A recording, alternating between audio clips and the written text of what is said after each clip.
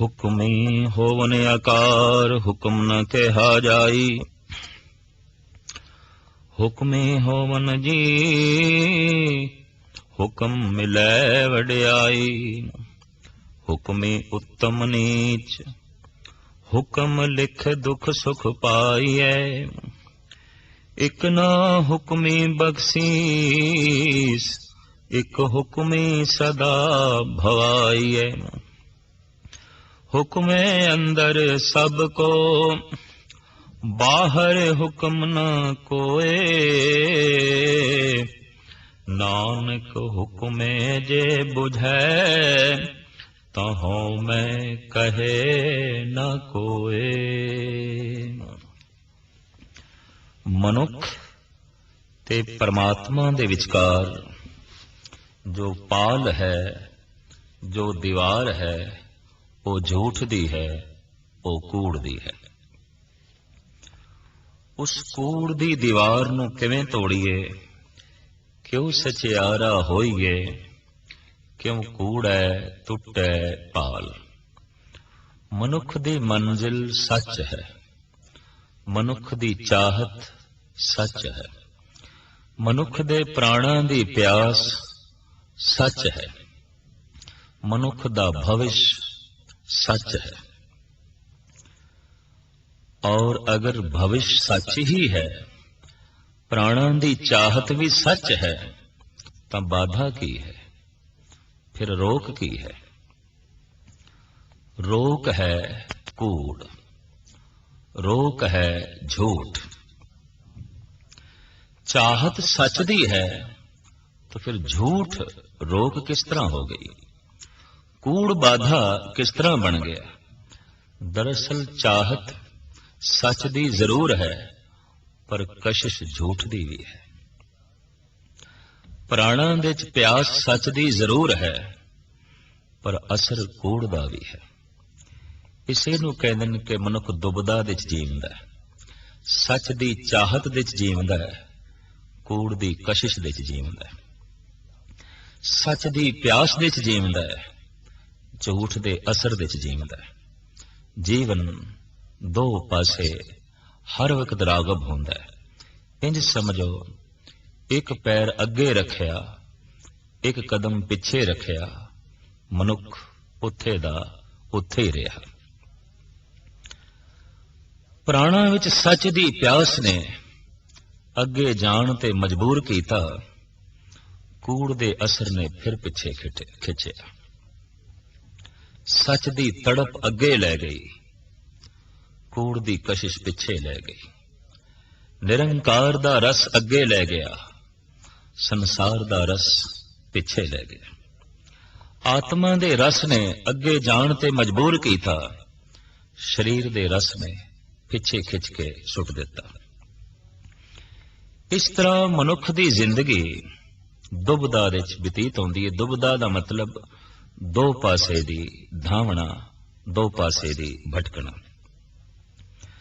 ਤੋ ਮੰਜ਼ਿਲ ਮਨੁੱਖ ਦੀ ਸੱਚ ਹੈ, ਪਹੁੰਚਣਾ ਮਨੁੱਖ ਨੇ ਸੱਚ ਤੱਕ ਹੈ, ਬਾਧਾ ਕੂੜ ਹੈ। ਇਸ ਕੂੜ ਦੀ ਪਾਲ ਨੂੰ, ਇਸ ਕੂੜ ਦੀ ਕੰਧ ਨੂੰ ਕਿਵੇਂ ਤੋੜੀਏ?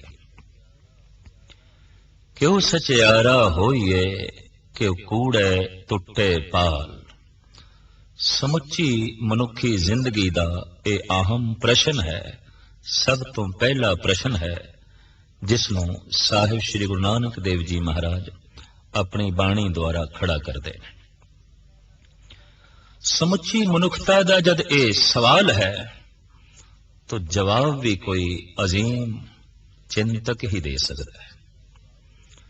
ਇਸ ਦਾ ਜਵਾਬ ਵੀ ਕੋਈ ਉਹ ਦੇ ਸਕਦਾ ਹੈ ਜੋ ਝੂਠ ਦੇ ਅਸਰ ਤੋਂ ਬਚ ਕੇ ਸੱਚ ਤੱਕ ਪਹੁੰਚਿਆ ਹੋਵੇ। ਇਹਦਾ ਸਹੀ ਮਾਇਨਿਆਂ ਦੇ ਜਵਾਬ ਵੀ ਉਹ ਦੇ ਸਕਦਾ ਹੈ ਜੋ ਸਰੀਰ ਦੇ ਤਲ ਤੋਂ ਉੱਚਾ ਉੱਠ ਕੇ ਜ਼ਮੀਰ ਦੇ ਤਲ ਤੇ ਪਹੁੰਚਿਆ ਹੋਵੇ। ਤਾਂ ਸਵਾਲ ਤੇ ਬਹੁਤ ਵੱਡਾ ਹੈ, ਕਿਵੇਂ ਸਚਿਆਰ ਹੋਈਏ? ਕਿਉਂਕਿ ਪ੍ਰਮਾਤਮਾ ਜੇ ਸੱਚ ਹੈ ਤਾਂ ਸੱਚ ਵਿੱਚ ਸਚਿਆਰ ਹੀ ਲੀਨ ਹੋ ਸਕਦਾ ਹੈ, ਕੁੜਿਆਰ ਲੀਨ ਨਹੀਂ ਹੋ ਸਕਦਾ। ਕਿਉਂ ਕਿ ਇੱਕ ਰੱਬੀ ਨਿਯਮ ਹੈ, सजाती मेल हो सकता है, विजाती मेल नहीं होता।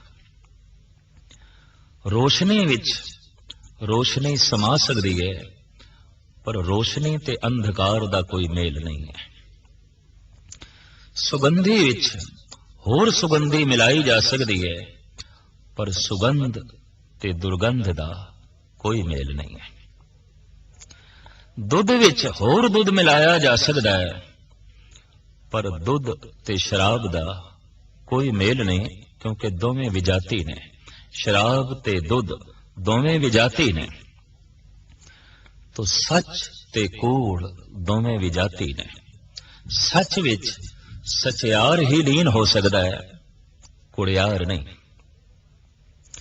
सिर्फ मनुख ने सचियार होना है, ते सचियार होंदियां ही प्रतीत हो जाता है कि मैं सच तक पहुंच गया, मैं मंजिल नूं छू लिया, सच दा मिलन हो गया। सच दा मिलन परम विश्राम दा मिलन, सच दा मिलन परम आनंद दा मिलन, सच दा मिलन जीवन दे मूल दा मिलन, सच दा मिलन खुशियां दा मिलन, सच दा मिलन जिस विच जन्म नहीं, जिस विच मरण नहीं, और सच दा मिलन प्रकाश दा मिलन है। सच दा मिलन खेड़ियां दा मिलन है। कूड़ दुख है, कूड़ कलेश है, कूड़ विपता है, कूड़ केवल कल्पना मात्र है, कूड़ स्वप्न है, सच हकीकत है, सच वास्तविक है, कूड़ ते केवल स्वप्न है। लेकिन सुपने दी अपनी महानता है। सुपना भी मनुख दे उत्ते अपना असर छोड़ता है। इस वास्ते कोई वास्तविक जीवन बतीत करता है, कोई स्वप्न जीवन बतीत करता है, कोई हकीकत दे च जीवंदा है, कोई सुपनियां दी दुनिया च, ख्वाब दी दुनिया च जीवंदा है। ख्वाब चाहे है, उसकी अपनी हस्ती है, फिर भी कूड़ है, फिर भी झूठ है। तो ख्वाबां दे च जीण वाला झूठा ही है। ख्वाबां दे च जीण वाला मिथ्या जिंदगी बतीत करता है। तो सचियार होना तां ही सच दा मिलन नसीब हो सकता है। तो सतगुरु फरमान करते ने, क्यों सचियारा होइए, किवें सचियार बणीए, क्यों कूड़े टुटे पाल, झूठ दी पाल किवें टुटे। उत्तर, हुक्म रजाई चलना, नानक लिखिया नाथ। हुक्म दी रजा विच चलना, हुक्म दी प्रसन्नता विच चलना, हुक्म नूं मन के चलना। किहड़े हुक्म नूं मन के चलना, किस हुक्म दी रजा विच चलना जो नाल लिखिया होया है। नियम प्रभु दा मनुख दे नाल लिखिया होया है। ज्यादा बोलेगा मन खिंड जाएगा, ज्यादा खावेगा रोगी हो जाएगा, ज्यादा सोचेगा दिमाग ते बोझ पै जाएगा, ज्यादा फिक्रमंद और चिंतावां दे जीवेगा तवाजन खो बैठेगा। ये तो असी रोज वेखते हैं। दुख की है नियम दी उलंघना, हुक्म दी उलंघना। सुख की है हुक्म दी पालना करना, नियम दी पालना करना। दुख परमात्मा दी तरफों कोई दिती हुई करोपी नहीं, सदा नहीं, बल्कि खुद नियम दी उलंघना करन दा फल है। इस वास्ते परमात्मा ते दयालु है, कोई जालिम ही सजा दे सकता है, कोई कठोर ही सजा दे सकता है। चित कठोर कीते बिना किसी नूं सजा नहीं दिती जा सकती, किसी नूं दुख नहीं दिता जा सकता। जद कोई दुख भोगदा है, दुख भोगण दी जिम्मेवारी उसकी स्वयं दी है, उसकी अपनी है। दुख दा मतलब नियम दी उलंघना, दुख दा मतलब हुक्म दी उलंघना। जिथे कोई शरीरक पीड़ा दा जन्म हो गया है, मानसिक पीड़ा दा जन्म हो गया है, समझ लो उत्थे हुक्म दी उलंघना हो गई है। और मनुख हुक्म दी उलंघना कर सकता है, इस तरह की खुल परिपूर्ण परमात्मा ने दे रखी है। अगर इतनी खुल भी नहीं दिती ते सिर्फ मजबूरी हुक्म मनना ही है ते हुक्म नूं मन के ही जीवना है, तो फिर उपदेश संदेश देने की भी कोई लोड़ नहीं कि ऐ बंदे तू प्रभु का हुक्म मन, उसदे हुक्म दे जी, उहदी रजा दे जी।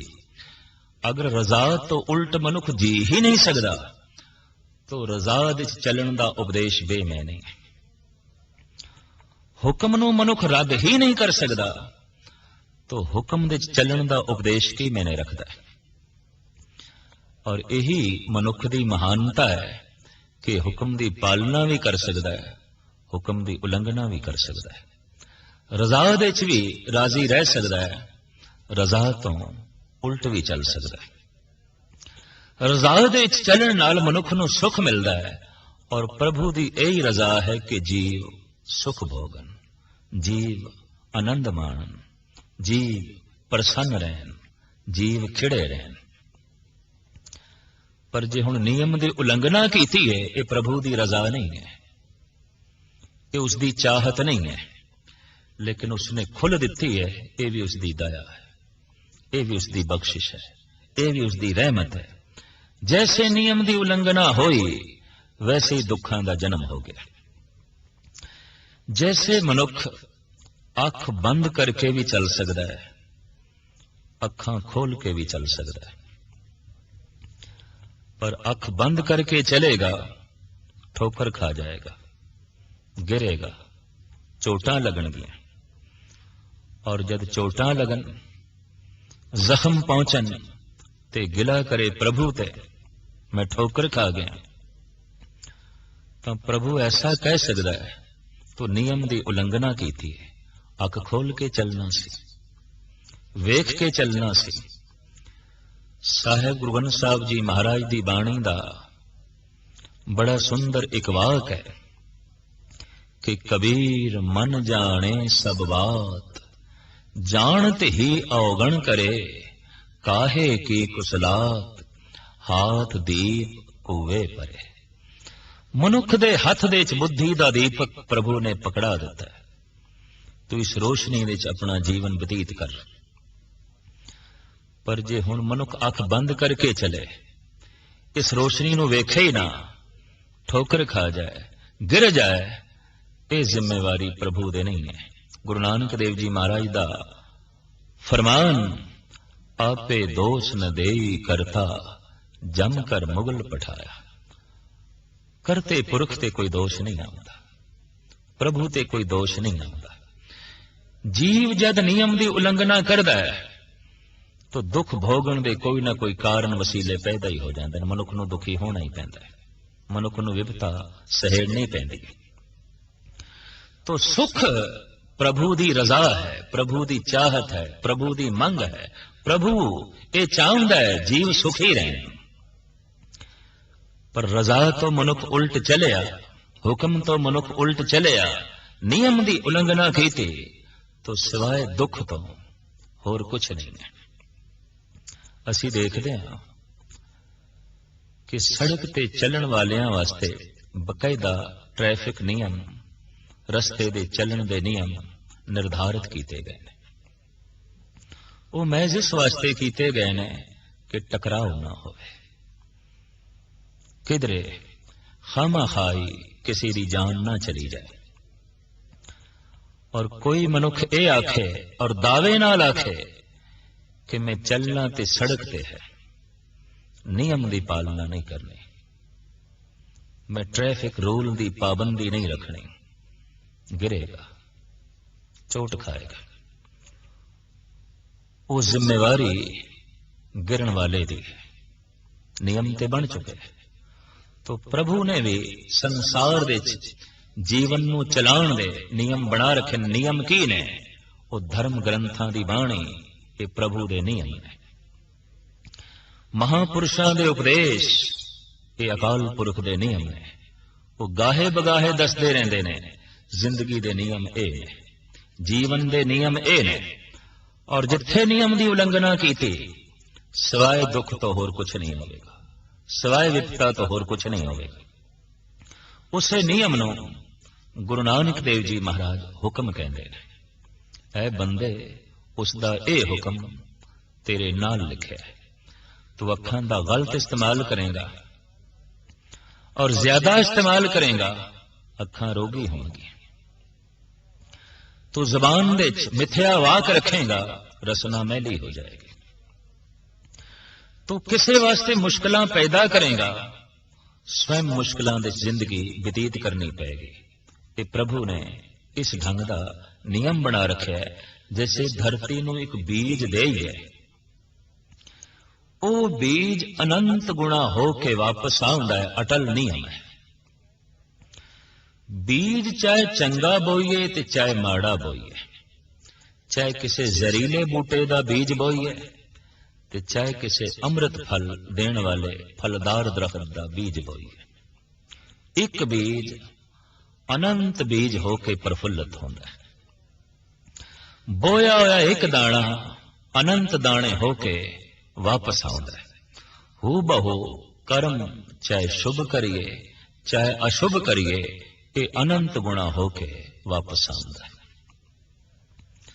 کسے نو سکھ دتا ہے، اننت گنا سکھ واپس آؤندا ہے۔ کسے نو ہسایا ہے، ہاسیاں نال جھولی بھر جاندی ہے۔ کسے نو تو ایک پھل بھیٹ کیتا ہے، سمچے رستے دے پھل بچ جاندے نے۔ پر یاد رکھ، تو کسے دے رستے دے صرف ایک کنڈا رکھے ہے، زندگی دی ہر راہ دے کنڈیاں تو بنا اور کچھ نہیں ملے گا۔ تو صرف ایک روڑا ہی کسے دے رستے دے رکھے ہے، ہن جدھر جاویں گا روڑیاں تے ہی چلنا پے گا۔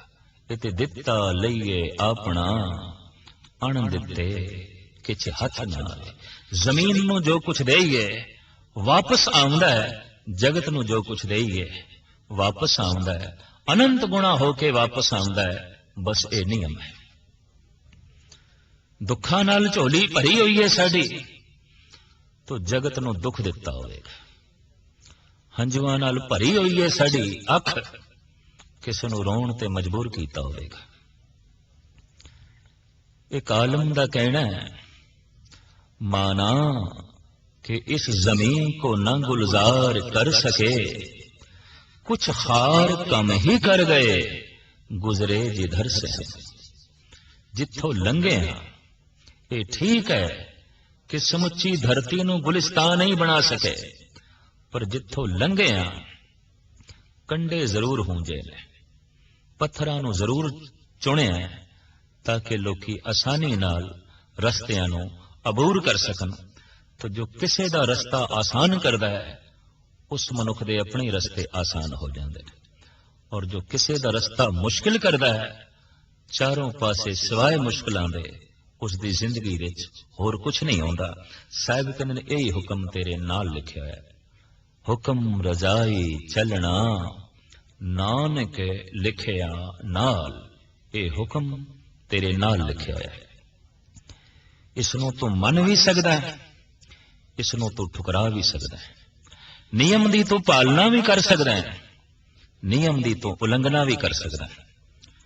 اور یہ گل سپشٹ ہے، اگر نیم دی النگنا منکھ کر ہی نہیں سکدا تے نیم دی پالنا کرنا اس دی مجبوری ہوئے، تو نیم پالن کرن دا اپدیش دینا ویرتھ ہو گیا، فضول ہو گیا۔ اسلامی ساہت دے اندر ایک بڑی سندر گاتھا ہے۔ حضرت علی پیغمبری پرش محمد صاحب نو پوچھتے نے دست بستہ، حضرت کچھ میں بھی کر سکدا یا سب کچھ خدا کردا ہے، اللہ کردا ہے؟ محمد صاحب بڑے دور درشٹ اور اکثر پیغمبری پرش بڑے باریک بین ہوندے نے۔ انہوں نے کہا، علی جی میں شبد پرمان دے راہیں بول کے تینوں سمجھان دی کوشش کی تھی، نہیں سمجھ سکیں گا۔ میرے بول تیری بدھ دی پکڑ دے نہیں آن گے،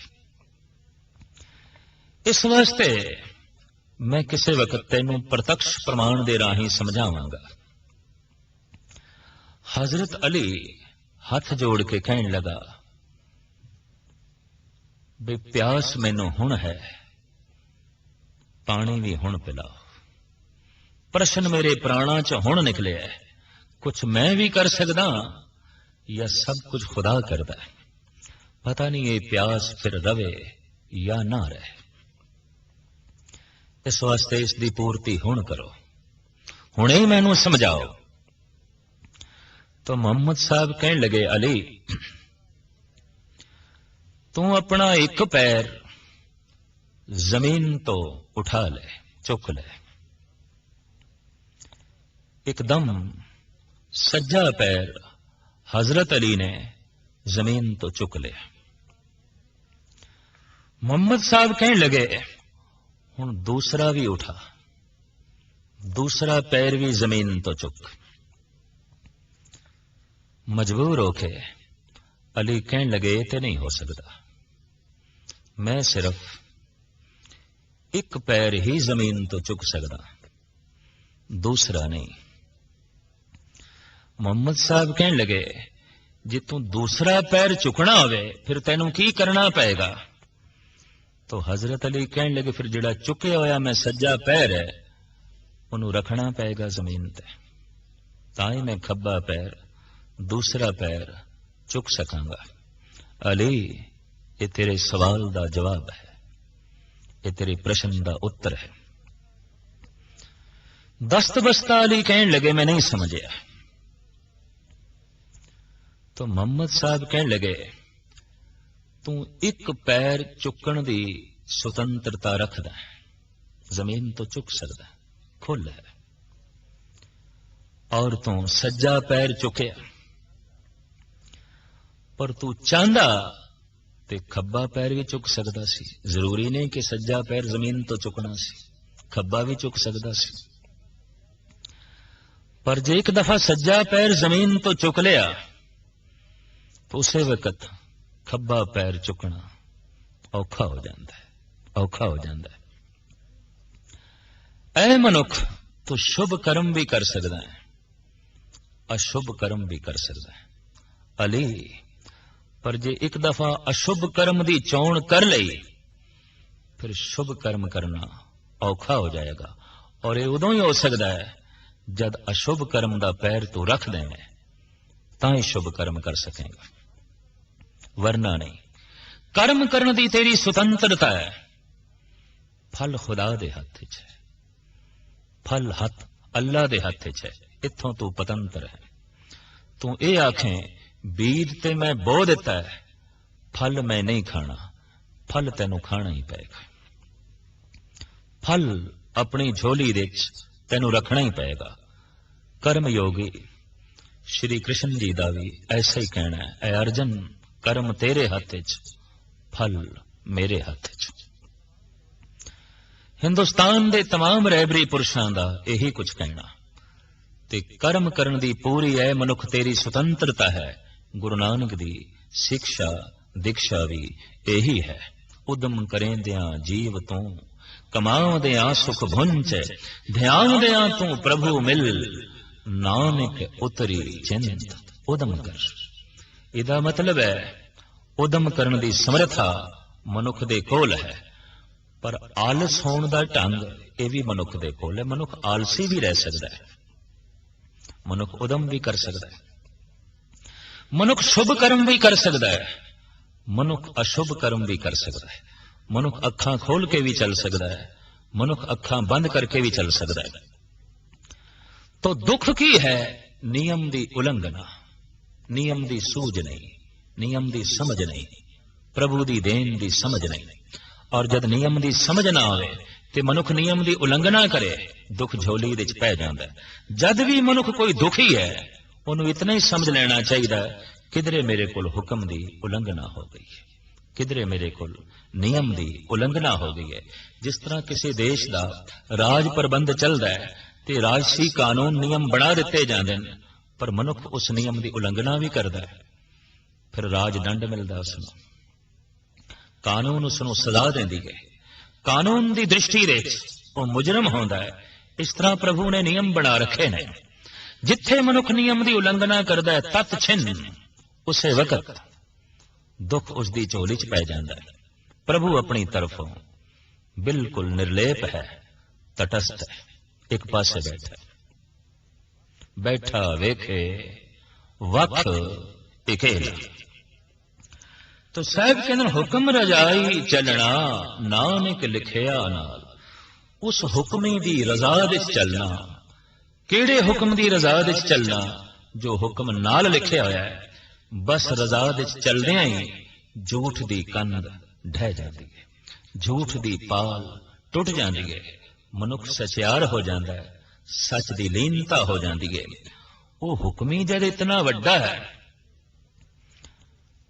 तो उसदे हुक्म दे की कुछ हो रहा है।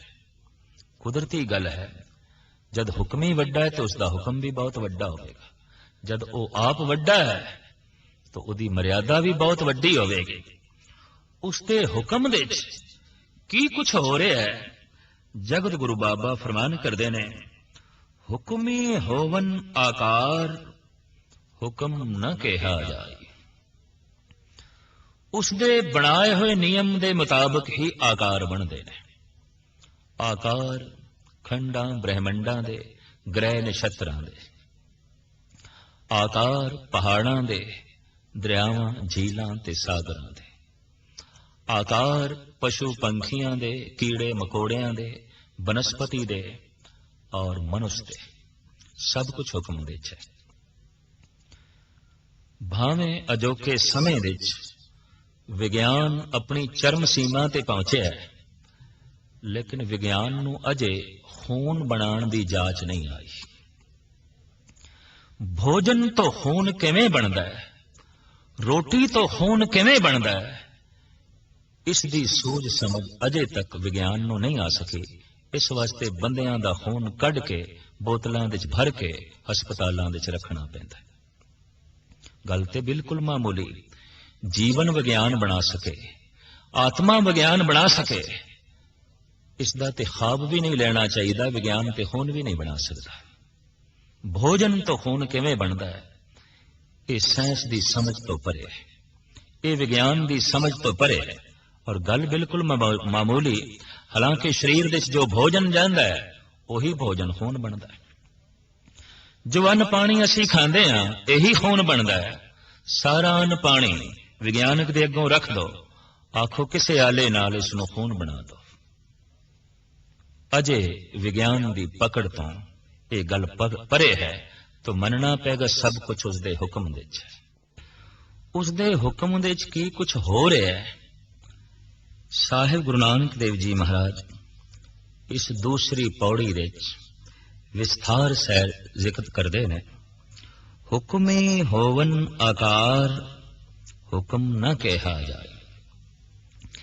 जितने शरीर ने, जितने वजूद ने, जितने आकार ने, सब मर्यादा विच बने ने, सब हुक्मी दे हुक्म विच बने ने। और किसी थां भी भुल नहीं, किसी थां भी कमी नहीं। हर वस्तु अपने आप विच पूर्ण है। चाहे पहाड़ ने, नदी नाले ने, सागर ने, ग्रह नक्षत्र ने, कीड़े मकोड़े ने, पशु पंखी ने, हर वजूद अपनी थां ते अपने विच संपूर्ण है, मुकम्मल है। सो जितने आकार ने प्रभु दे बनाए हुए हुक्म द्वारा ही बने ने। साहब कहते हुक्म न कहा जाए। हुक्म इतना वड्डा है कि निक्की जबान नाल कहा नहीं जा सकता।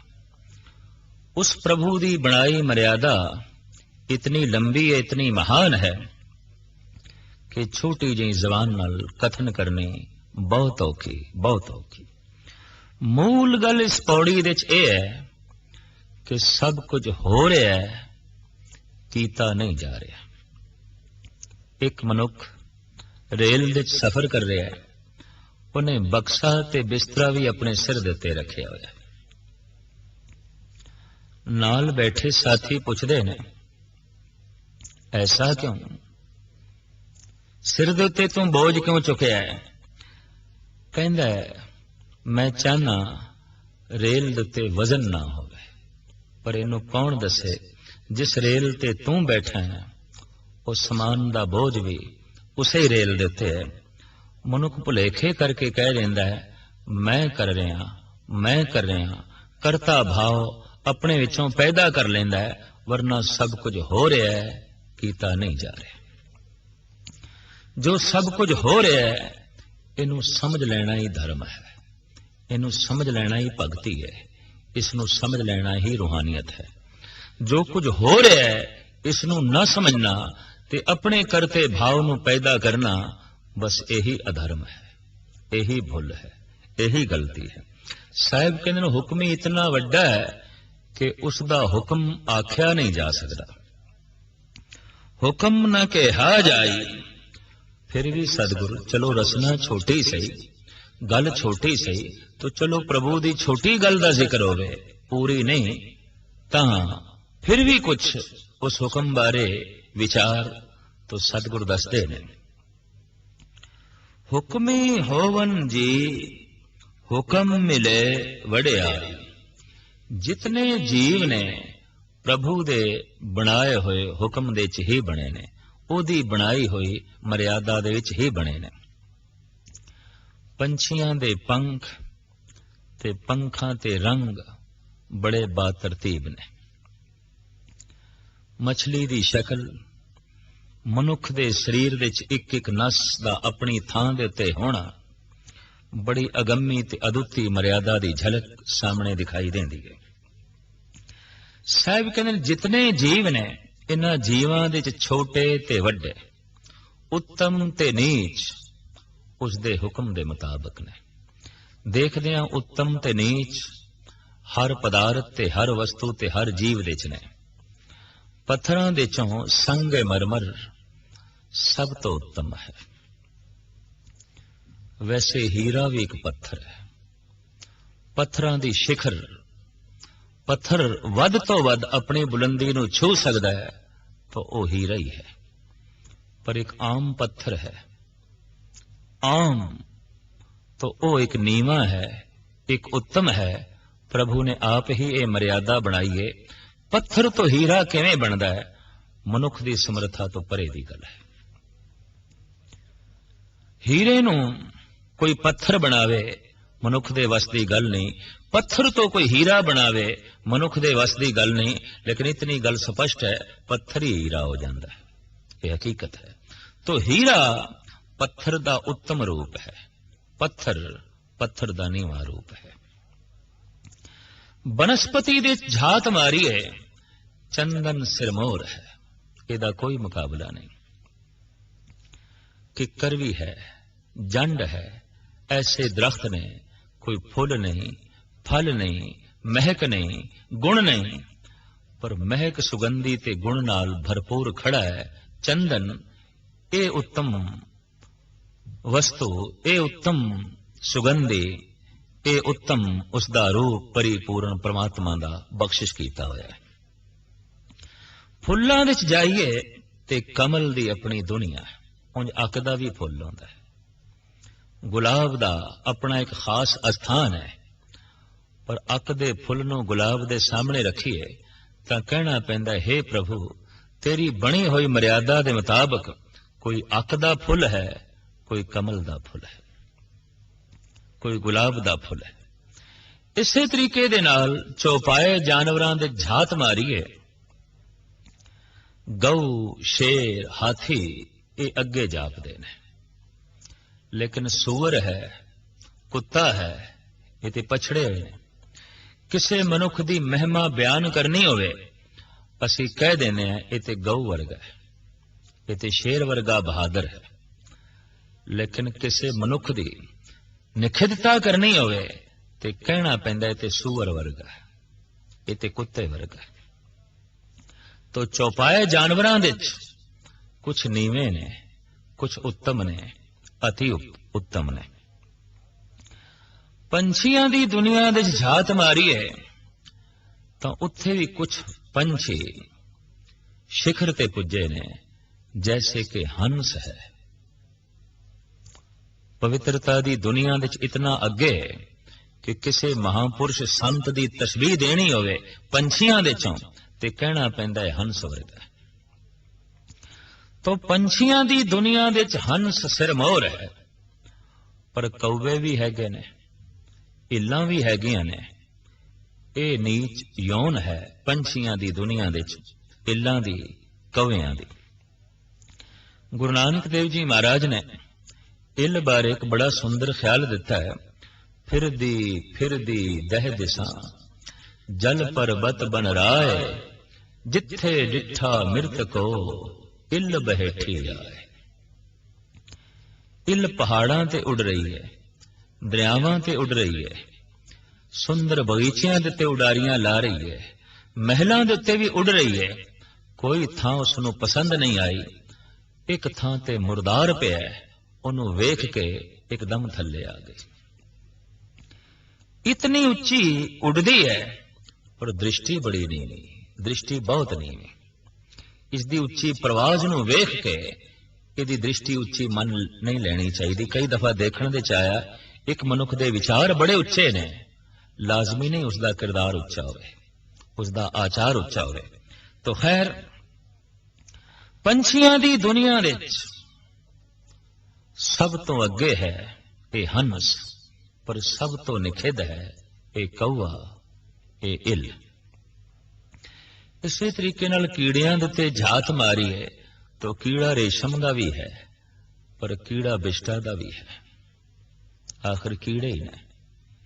ਇੱਕ ਆਪਣੇ ਅੰਦਰੋਂ ਰੇਸ਼ਮ ਨੂੰ ਜਨਮ ਦਿੰਦਾ ਹੈ, ਕਿਸੇ ਨੰਗੇ ਦਾ ਤਨ ਵੀ ਢੱਕ ਦਿੰਦਾ ਹੈ, ਪਰ ਇੱਕ ਐਸਾ ਹੈ ਉਹਨੂੰ ਛੋਈਏ ਤੇ ਛੂੰਦਿਆਂ ਹੀ ਅਪਵਿੱਤਰ ਹੋ ਜਾਵਾਂਗੇ। ਹਾਲਾਂਕਿ ਉਹ ਵੀ ਕੀੜਾ ਹੈ, ਇੱਕ ਬਿਸ਼ਟਾ ਦਾ ਕੀੜਾ ਹੈ, ਇੱਕ ਰੇਸ਼ਮ ਦਾ ਕੀੜਾ ਹੈ।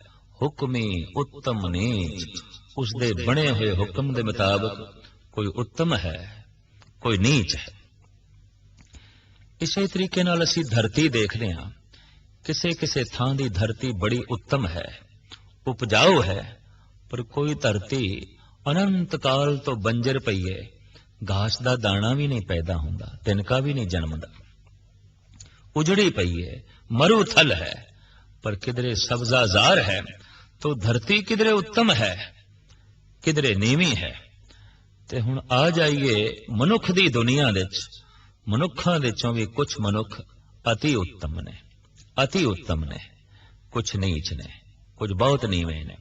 तो साहब कहंदे ने उसदी बनी हुई मर्यादा दे मुताबिक कोई उत्तम है, कोई नीवा है। किसे दा रंग काला है तो हुण लख कोशिश करे ये चिट्टा नहीं हो सकता। रंग भी प्रभु तो मिलता है, नक्शो निगार भी प्रभु तो मिलते ने। जो कुछ उस तो मिले है उन्होंने खिड़े मथे तस्लीम करन नाल ही सुख है, सुकून है। तो साहब कहते हुक्म ही उत्तम नीच, हुक्म लिखे दुख सुख पाइए। लिखे हुए हुक्म के मुताबिक ही कोई दुख भोगदा है, कोई सुख भोगदा है।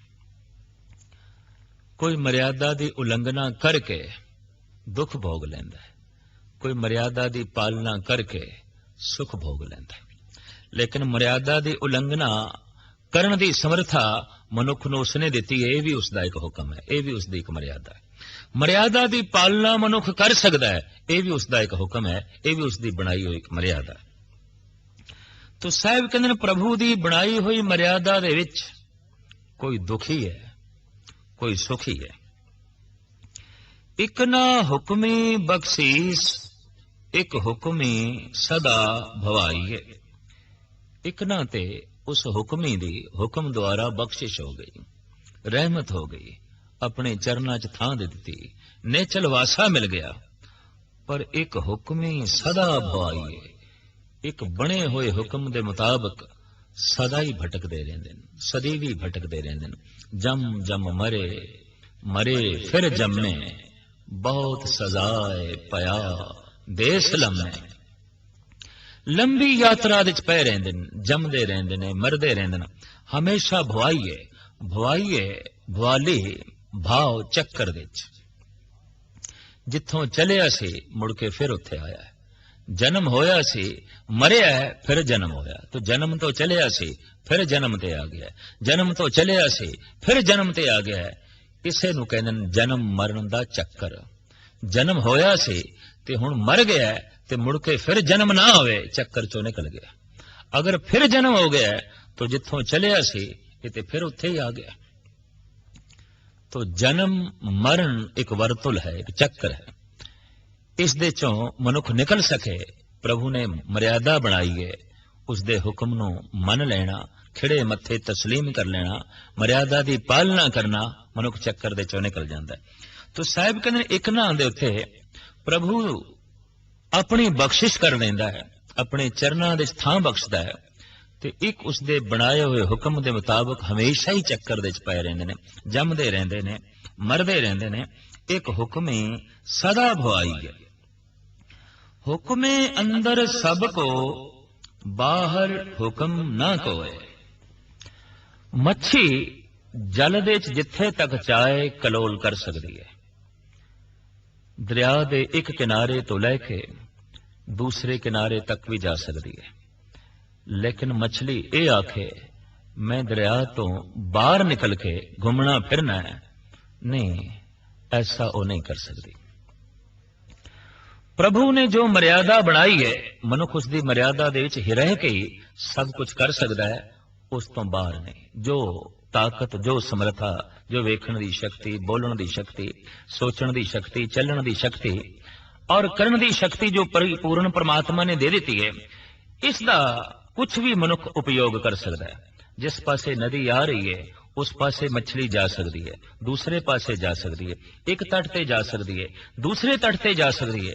मनुख शुभ कर्म कर सकता है, अशुभ कर्म कर सकता है, अच्छा कर सकता है, बुरा कर सकता है, लेकिन उसकी बनाई हुई मर्यादा दे ही सब कुछ हो सकेगा, उसकी दिती हुई समर्था दे ही सब कुछ हो सकेगा। सागर दे चों बाहर निकल के मछली कुछ भी नहीं कर सकती। मनुख जो कुछ भी कर रहा है उस हुक्मी दे हुक्म दे ही कर रहा है, उसदे हुक्म तो असी बाहर नहीं हाँ। आकाश ने सारिਆਂ ਨੂੰ अपने विच घेरिया होया है, असी सारे आकाश दे च हां, असी सारे परमात्मा दे च हां।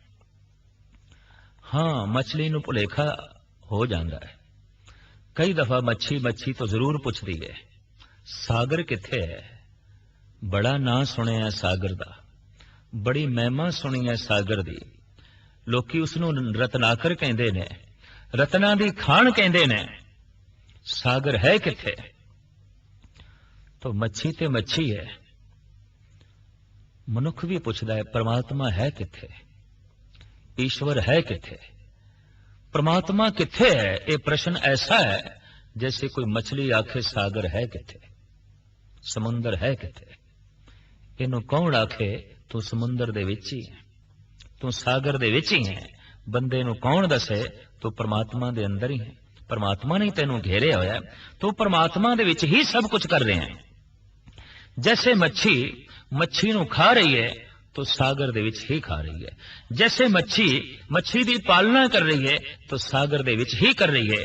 कोई मनुख परोपकार कर रहा है तो परमात्मा दे विच कर रहा है, कोई मनुख दुराचार कर रहा है तो परमात्मा दे विच ही कर रहा है।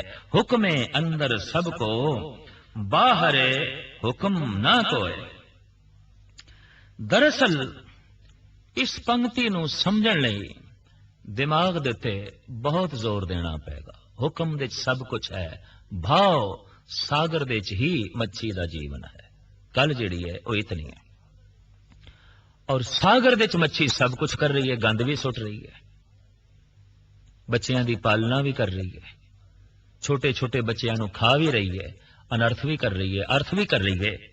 मनुख जो कुछ भी कर रहा है परमात्मा दे विच कर रहा है, ये समझ आउंदी है उसनू जिसनू परमात्मा दा बोध हो जाए।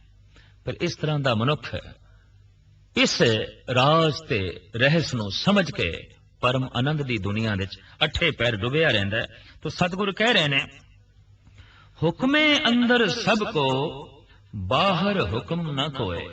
रेत दे जर्रे तो लैके सूरज तक, कीड़ी तो लैके हाथी तक, सब कुछ हुक्म दे च है, सब कुछ प्रभु दे च है, सब कुछ उसकी बनाई हुई मर्यादा दे विच है। हुण सतगुरु दा फरमान है, नानक हुक्मे जे बुझै तां हों मैं कहे ना कोई। सतगुरु कहंदे ने इस हुक्म दी जे किधरे बंदे नू समझ आ जाए तां मनुख दा करता भाव खो जाएगा। उन्हें ये नहीं आखेगा मैं भी करता, मैं भी हाँ, हाँ मैं कहे ना कोई। फिर किसी ने हंकार नहीं करना, मैं भी हाँ, ऐसा फिर किसी ने कुछ नहीं कहना। ਫਿਰ ਤੇ ਹਰ ਇੱਕ ਨੇ ਕਹਿਣਾ ਜੋ ਕੁਛ ਹੈ ਸਾਗਰ ਹੈ, ਸਾਗਰ ਸਾਡਾ ਜੀਵਨ ਹੈ, ਸਾਗਰ ਤੋਂ ਹੀ ਸਾਡਾ ਜਨਮ ਹੈ, ਸਾਗਰ ਦੇ ਵਿੱਚ ਹੀ ਸਾਰਾ ਸਾਡਾ ਮਰਨ ਹੈ, ਜੋ ਕੁਛ ਵੀ ਹੈ ਸਾਗਰ ਹੀ ਹੈ, ਸਾਗਰ ਹੀ ਹੈ। ਪਰ ਜੇ ਇਸ ਦਾ ਬੋਧ ਨਾ ਹੋਵੇ ਤਾਂ ਫਿਰ ਮਨੁੱਖ ਅਹੰਗ ਭਾਵ ਦੇ ਵਿੱਚ ਜੀਉਂਦਾ ਹੈ। ਮੈਂ ਜੀ ਰਿਹਾ ਆਪਣੇ ਪਰਿਵਾਰ ਦੇ ਵਿੱਚ, ਮੈਂ ਸ਼ੁਭ ਕਰਮ ਕਰ ਰਿਹਾ, ਮੈਂ ਦਾਨ ਕਰ ਰਿਹਾ, ਮੈਂ ਪੁੰਨ ਕਰ ਰਿਹਾ, ਮੈਂ ਸ਼ੁਭ ਕਰ ਰਿਹਾ, ਮੈਂ ਅਸ਼ੁਭ ਕਰ ਰਿਹਾ, ਮੈਂ ਦੇ ਚ ਜੀਵਣਾ ਅਧਰਮ ਹੈ, ਤੂੰ ਦੇ ਚ ਜੀਵਣਾ ਧਰਮ ਹੈ। ਜਿਹਦਾ ਮੈਂ ਮਿਟ ਗਿਆ ਉਹ ਧਰਮੀ ਹੈ, ਜਿਸ ਦੇ ਅੰਦਰ ਉਹ ਤੂੰ ਮਿਟ ਗਿਆ ਉਹ ਅਧਰਮੀ ਹੈ। ਜਿਹੜਾ ਹਰ ਵਕਤ ਮੈਂ ਦੇ ਬੋਧ ਵਿੱਚ ਜੀਵਦਾ ਹੈ ਸੰਸਾਰੀ ਹੈ, ਜਿਹੜਾ ਤੂੰ ਦੇ ਬੋਧ ਵਿੱਚ ਜੀਵਦਾ ਹੈ ਬਸ ਉਹੀ ਭਗਤ ਹੈ, ਉਹੀ ਧਾਰਮਿਕ ਹੈ। ਤੂੰ ਹੈ, ਤੂੰ ਹੈ, ਤੂੰ ਹੈ। ਗੁਰੂ ਗੋਬਿੰਦ ਸਿੰਘ ਜੀ ਮਹਾਰਾਜ ਦੀ ਰਸਨਾ ਤੋਂ ਜਦ ਵਾਕ ਨਿਕਲਿਆ ਤੂੰ ਹੀ, ਭਾਈ ਮਨੀ ਸਿੰਘ ਲਿਖ ਰਹੇ ਸਨ ਤੋ ਤੂੰ ਹੀ, ਤੂੰ ਹੀ, ਤੂੰ ਹੀ, ਇਹੀ ਬੋਲੀ ਗਏ, ਇਹੀ ਬੋਲੀ ਗਏ। ਜੈਸੇ ਗੁਰੂ ਨਾਨਕ ਦੇਵ ਜੀ ਮਹਾਰਾਜ ਦੀ ਰਸਨਾ ਤੋਂ ਨਿਕਲਿਆ ਸੀ ਤਕੜੀ ਤੋਲਦੇ ਹੋਇਆ ਤੇਰਾ ਤੇਰਾ ਤੇਰਾ, ਐਸੇ ਤੇਰੇ ਭਾਵ ਦੇ ਚ ਲੀਨ ਹੋਏ ਮੇਰਾ ਭਾਵ ਵੀ ਖੋ ਗਿਆ, ਮੈਂ ਹੀ ਮਿਟ ਗਿਆ। ਤੇ ਜਦ ਤੇਰਾ ਭਾਵ ਵੀ ਰਹਿ ਜਾਏ, ਮੇਰਾ ਮਿਟ ਜਾਏ, ਬਸ ਇਹ ਧਰਮ ਦੀ ਸ਼ਿਖਰਤਾ ਨੂੰ ਮਨੁੱਖ ਨੇ ਛੋ ਲਿਆ।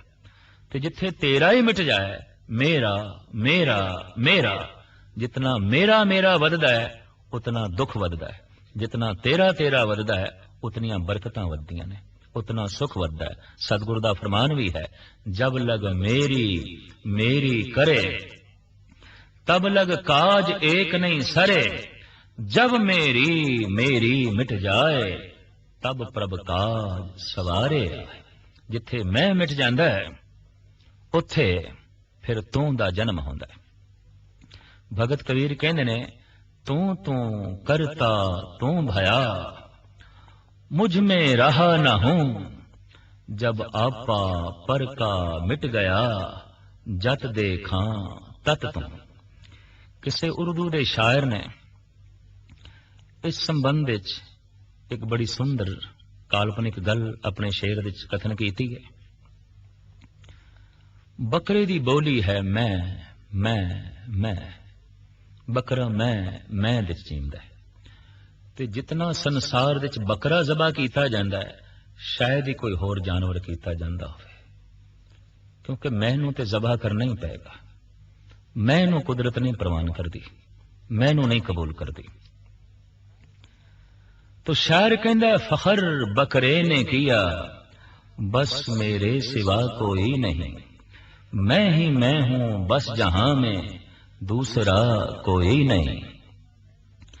जब न मैं तर्क की बेजरब बेबाक ने, फेर दी तब जल के गर्दन पर छुरी कसाब ने।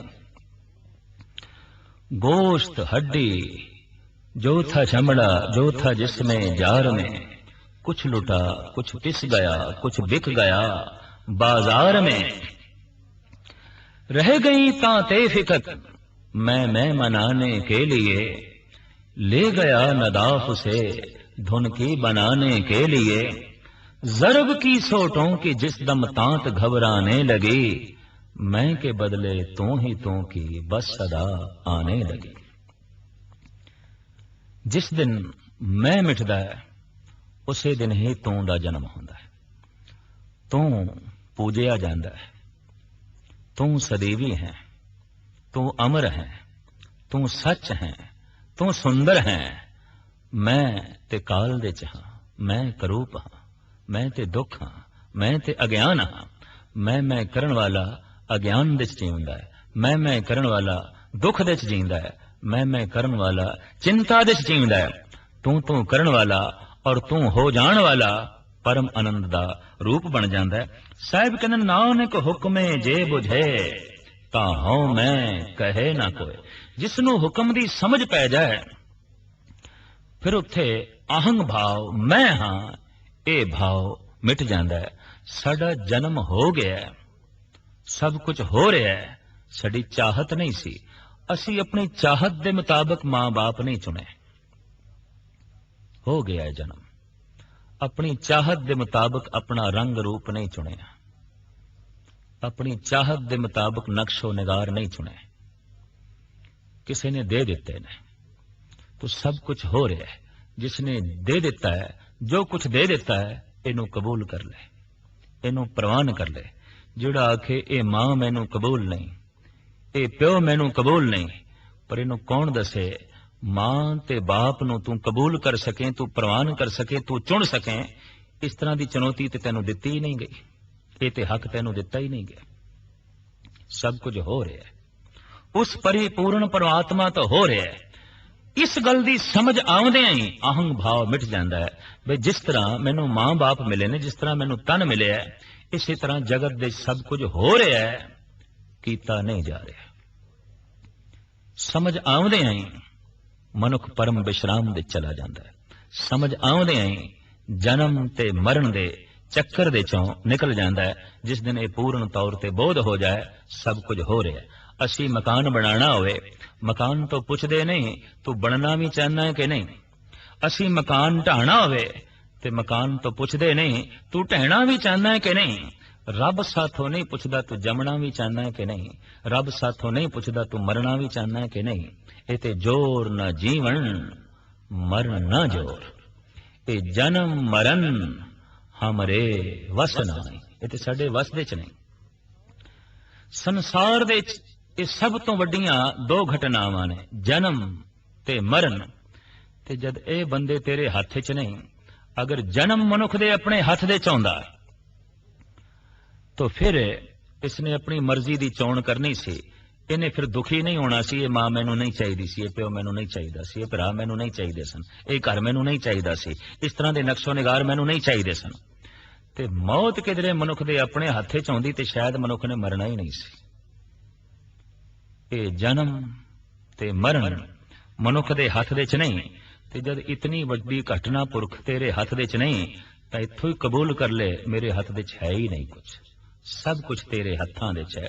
इस गल दी समझ आउंदियां ही सतगुर कहंदे ने मनुख दा अहंग भाव मिट जांदा है। नानक हुक्मे जे बुझे तां हਉ मैं कहे ना कोय। तू सच है मैं झूठ हाँ, मैं दे मिटदियां झूठ मिट जांदा है, मैं दे मिटदियां मनुख सच दी मूर्ति हो जांदा है। क्यों सचियारा होइए क्यों कूड़े टुटे पाल, किवें सचियार बणीए ते किवें कूड़ दी कंध टुटे। कूड़ दी कंध मैं दी कंध, सचियार होना तू विच लीन होना, ये मैं दी कंध किवें टुटे, ये झूठ दी कंध किवें टुटे। इस गल नूं समझना है कि सब कुछ हो रहा है, कीता नहीं जा रहा। और इस गल दी समझ आउंदियां ओदी रसना तो ये पंक्ति निकलेगी, हुक्मे अंदर सबको बाहर हुक्म ना कोय, नानक हुक्मे जे बुझे तां हਉ मैं कहे ना कोय।